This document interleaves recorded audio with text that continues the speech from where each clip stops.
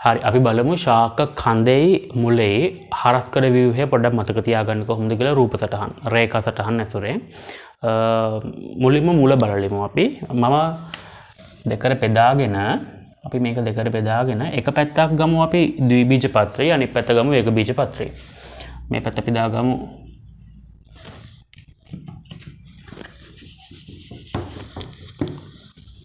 මේක තියාගමු ද්විබීජ පත්‍රය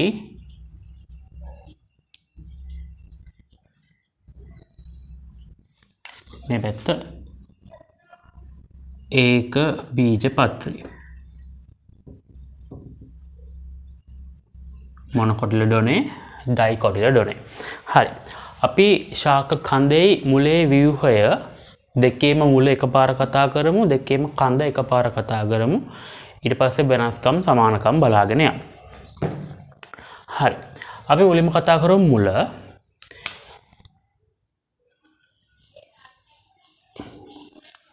ද්විබීජපත්‍රී ශාක කන්ද ගත්ත ශාක මුල ගත්තත් ඒක බීජපත්‍රී ශාක මුල ගත්තත් දෙකේම පිටතින්ම තියෙන්නේ කේශදර සෛල ස්තරය මේක අපිචර්මීය සෛල ස්තරය. ඒ කියන්නේ ශාක මුලේ පිටතින්ම තියෙන්නේ අපිචර්මය. මේ අපිචර්මය ඇවිල්ලා එක සෛල ස්තරයක්. තනි සෛල ස්තරයක් තමයි අපිචර්මය කියන්නේ. අපි මුලින් ඇදගෙනමුකෝ ඒක.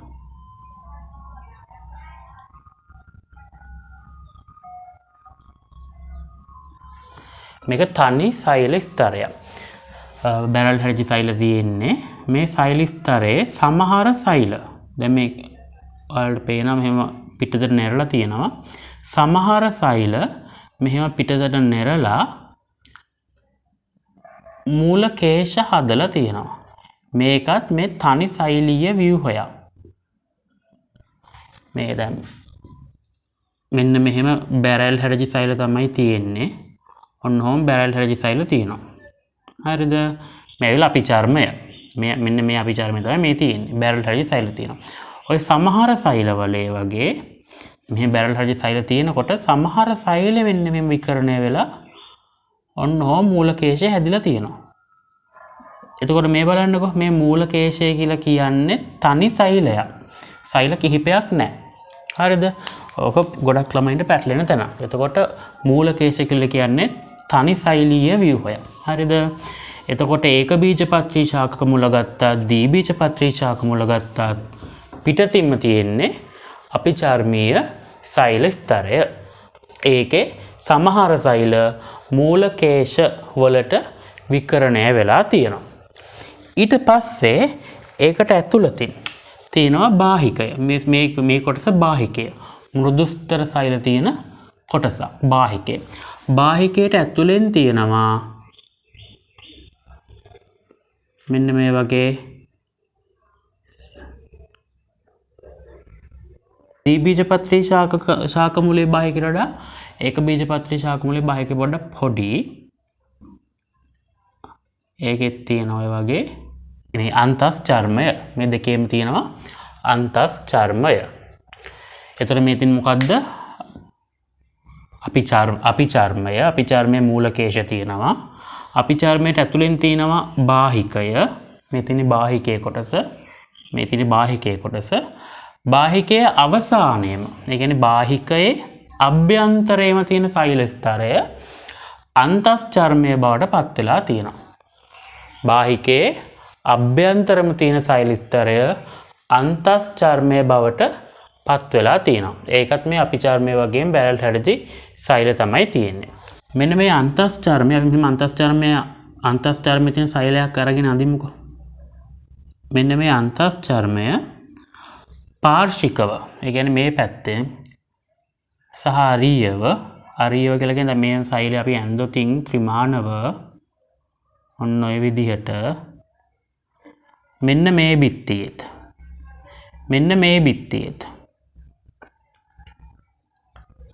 තැන්පත් වෙලා තියෙනවා ජලයට අපාරගම්‍ය සුබරීන් කියලා ද්‍රව්‍යයක්. ජලයට අපාරගම්‍ය සුබරීන් කියලා ද්‍රව්‍යයක් තැන්පත් වෙලා තියෙනවා.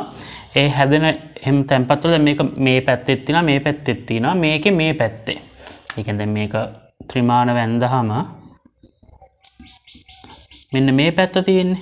එහා පැත්ත. කොහොමද ඒක පේනද? මේක ගමුකෝ සෛලය කියලා. පේනව නේද? මේක සෛලයේ විදිහට ගත්තොතින් මෙහෙම තියෙනවා නම් මෙන්න මේ පැත්තේ තැම්පත් වෙලා තියෙනවා සුබෙරින්. හරිද? දැන් මෙහෙම සෛල මෙහෙම පේලියට තියෙන නිසා මේ පැත්තේ තැම්පත් වෙලා තියෙනවා සුබෙරින්. සෛල බිත්තිය තමයි තැම්පත් වෙලා තියෙන්නේ. හරිද? මේ පැත්තේ පාර්ශ්වික සහ අරීය පෘෂ්ඨවල තැම්පත් වෙලා තියෙනවා සුබෙරින්. සුබෙරින් ජලයට අපාරගම්‍ය. එතකොට ජලය අනිවාර්යයෙන්ම සෛල බිත්තියෙන් ඇතුළට යන්න ඕනේ. කියන්නේ සෛල ප්ලාස්මයට යන්න ඕනේ. අපි ඒක අරීය පරිවහනය යටදී කතා කරමු. දැනට මතක තියාගන්න මෙන්න මේ අන්තස්චර්මයේ සෛලවල සෛල බිත්තියේ සුබෙරින් තැම්පත් වෙලා තියෙනවා. අන්තස්චර්මයේ සෛල බිත්තියේ සුබෙරින් තැම්පත් වෙලා තියෙනවා. අන්තස්චර්මයට ඇතුළතින් තියෙන්නේ පරිචක්‍රය.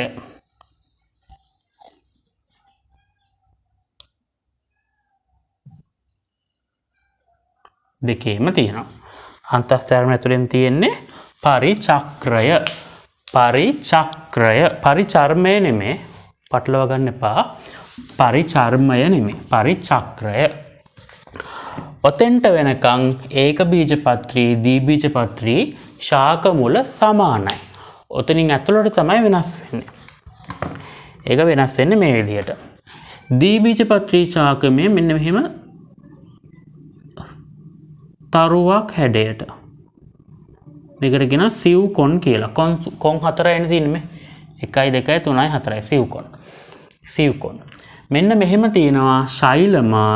ඒතර මෙන්න මේ තියෙන්නේ මේ හීඩස්. ඒ වගේ තියෙනවා ෆ්ලොයෝම. දැන් මේ ප්‍රාථමික සෛල මුලනේ.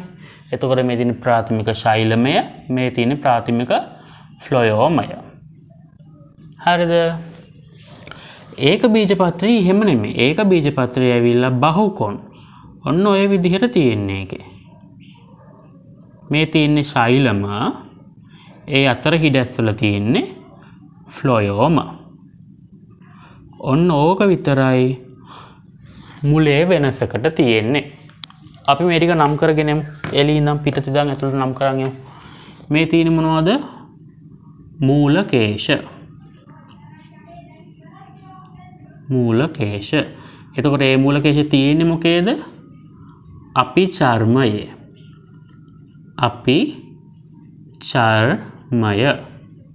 මේකෙත් මේ තියෙන්නේ අපිචර්මය.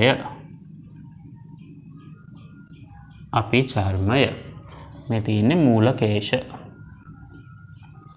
එතකොට මේ තියෙන්නේ මොකද්ද? මේ විශාල කොටස බාහිකය.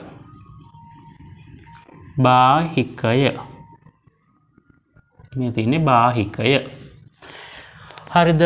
බාහිකයේ අතුලතම තියෙන කොටස මොකද්ද? පරිචක්‍රය. පරිචර්මය නෙමේ. බාහිකට ඇතුලෙන් තියෙන්නේ අන්තස්චර්මය. ඊට ඇතුලෙන් තියෙන්නේ පරිචක්‍රය.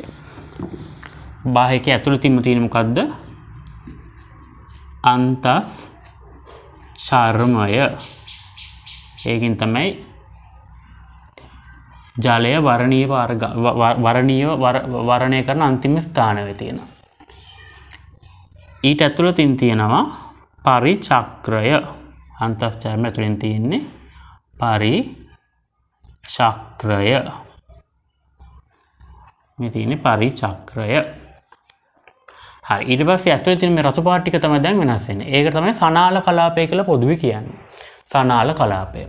සනාල කලාපයේ ද්විබීජපත්‍රී වල මේ තරුවක් හැඩයට තියෙන්නේ ප්‍රාථමික ශෛලම.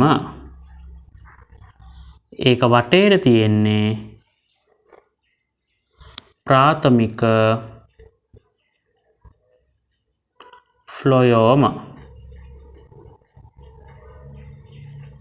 ඒක බීජපත්‍රී එකේ මෙන්න මේ බෝල වගේ ඇඳලා තියෙන්නේ ප්‍රාථමික ශෛලම. ඒ අතර තියෙන හිඩස තමයි ප්‍රාථමික ෆ්ලොයෝම.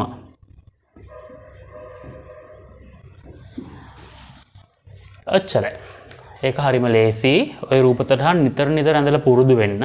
එතකොට මතක තියාගන්න පුළුවන්. එළියම තියෙන අපිචර්මය, ඊට ඇතුළෙන් තියෙන බාහිකය, බාහිකයේ අවසානය කියන්නේ ඇතුළතින්ම තියෙන සෛල ස්තරය තමයි අන්තස්චර්මය. අන්තස්චර්මයට වහාම ඇතුළත අන්තස්චර්මයේ තනි සෛල ස්තරයක්, අපිචර්මයක් තනි සෛල ස්තරයක්. අන්තස්චර්මයට වහාම ඇතුළතින් තියෙනවා පරිචක්‍රය. ඒක සෛල ස්තර දෙකක් හෝ තුනක් වෙන්න පුළුවන්. ඊට ඇතුළතින් තියෙනවා සනාල කලාපය. සනාල කලාපය මෙන්න මේ සිව්කොන් හැඩයට තියෙනවා ප්‍රාථමික ශෛලම, වටේට තියෙනවා ප්‍රාථමික ෆ්ලොයෝම. අපි දැන් ඔහොම බලමු මෙයාගේ ශාක කඳ. ද්විබීජපත්‍රී ශාක කඳ.